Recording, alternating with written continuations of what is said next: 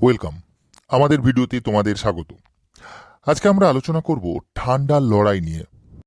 Video শুরুর আগে তোমাদের বলি, যদি আমাদের ভিডিও তোমাদের ভালো লাগে কিংবা আমাদের ভিডিও থেকে তোমরা উপকৃত হও তাহলে লাইক এবং শেয়ার করো।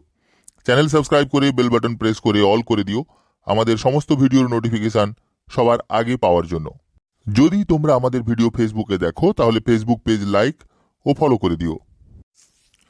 দ্বিতীয় বিশ্বযুদ্ধের শেষে একদিকে থাকে সোভিয়েত ইউনিয়নের নেতৃত্বে সমাজতান্ত্রিক রাষ্ট্রজোট, অপরদিকে থাকে মার্কিন যুক্তরাষ্ট্রের নেতৃত্বে পশ্চিমী ধনতান্ত্রিক রাষ্ট্রজোট। বিশ্বজুড়ে রাজনৈতিক ও সামরিক আধিপত্য গড়ে তোলার জন্য এই দুই রাষ্ট্রজোটের মধ্যে যে গোপন লড়াই শুরু হয় তা ঠান্ডার লড়াই নামে পরিচিত। রুশ বিপ্লবের সময় থেকেই বলশেভিকরা আদর্শগত কারণে পশ্চিমী ধনতান্ত্রিক রাষ্ট্রগোষ্ঠীর চক্ষুশূল ছিল। 1917 খ্রিস্টাব্দের বলশেভিক বিপ্লবকে দমন করার জন্য রাষ্ট্রবাদী রাষ্ট্রগোষ্ঠী জারতন্ত্রের সমর্থনে রাশিয়ায় সেনা পাঠায়। সমাজতন্ত্রকে সূচনাকালেই শেষ করে দেওয়া ছিল তাদের উদ্দেশ্য।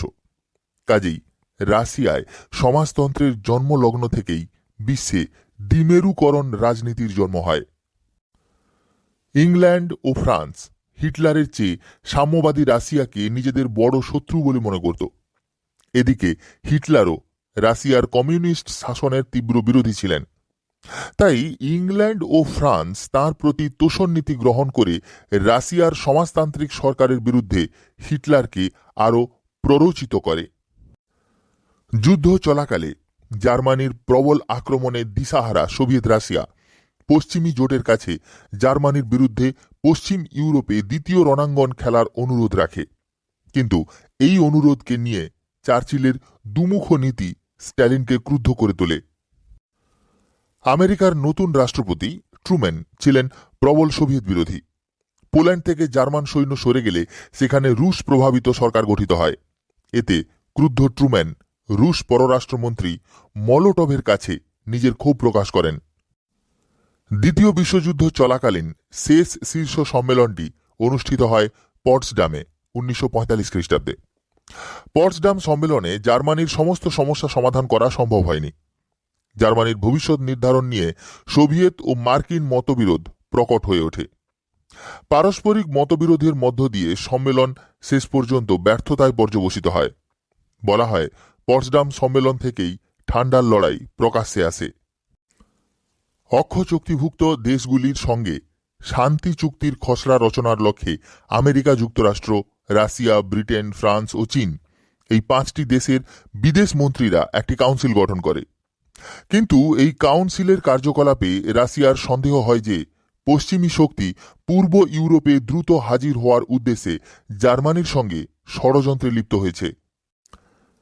দ্বিতীয় বিশ্বযুদ্ধের পরবর্তীকালে ইউরোপের পোল্যান্ড, বুলগেরিয়া ও রুমানিয়ায় কমিউনিস্ট শাসন প্রতিষ্ঠিত হয় এবং গ্রিস, তুরস্ক, ইরানেও তারা অতি সক্রিয় হয়ে ওঠে। ফ্রান্স ও ইতালির নির্বাচনে তারা দারুণ সাফল্য পায়। ইউরোপে কমিউনিস্টদের সাফল্য এবং রাশিয়ার সঙ্গে তাদের সুসম্পর্ক পশ্চিমী দেশগুলিকে আতঙ্কিত করে।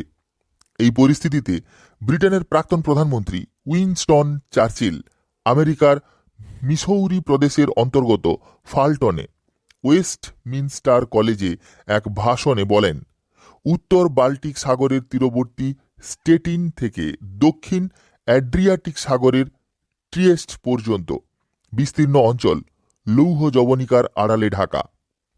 ফাল্টন বক্তৃতায় চার্চিল রুশ আগ্রাসন থেকে ইউরোপীয় সভ্যতাকে রক্ষা করার দায়িত্ব যুক্তরাষ্ট্রের উপর অর্পণ করেন।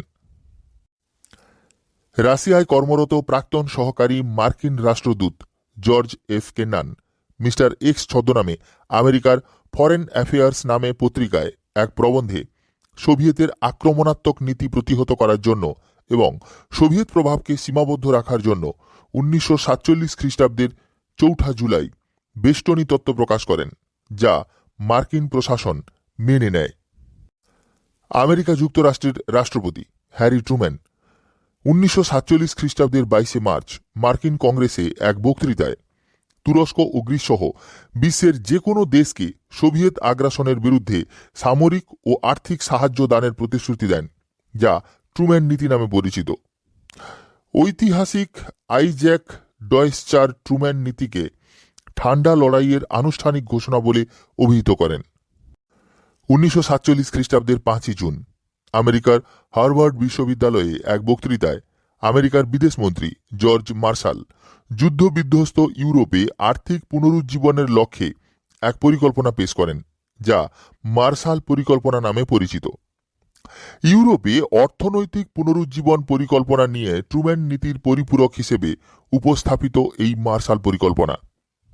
ফলে আরও ঘনীভূত হয়ে ওঠে ঠান্ডার লড়াই।